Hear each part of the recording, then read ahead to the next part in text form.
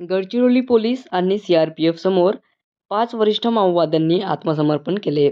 आत्मसमर्पण केलेल्या माओवाद्यांमध्ये एक डीव्हीसीएम, एक पीपीसीएम, एक एसीएम आणि 2 सदस्यांचा समावेश असून त्यांच्यावर महाराष्ट्र शासनाने एकूण 38 लाख रुपयांचे बक्षीस जाहीर केले होते.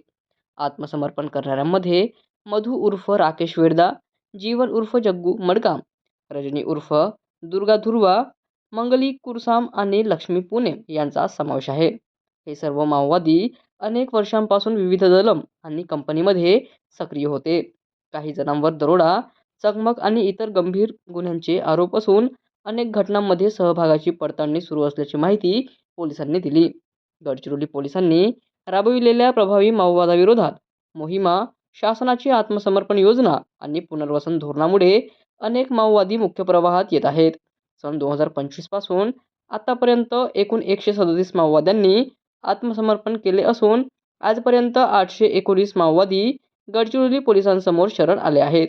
आत्मसमर्पण केलेल्या माओवाद्यांना केंद्र व राज्य शासनाकडून पुनर्वसनासाठी आर्थिक मदत जाहीर करण्यात आली आहे. पोलिसांनी सांगितले की गडचिरोली जिल्ह्यातील माओवादी चळवळ आता जवळपास संपुष्टात आली असून उर्वरित माओवाद्यांनाही आत्मसमर्पण करण्याचे आवाहन करण्यात येत आहे. ही कारवाई आणि आत्मसमर्पण प्रक्रिया पोलीस अधीक्षक एम रमेश, सीआरपीएफ अधिकारी आणि विशेष अभियान पथकांच्या मार्गदर्शनाखाली पार पडली.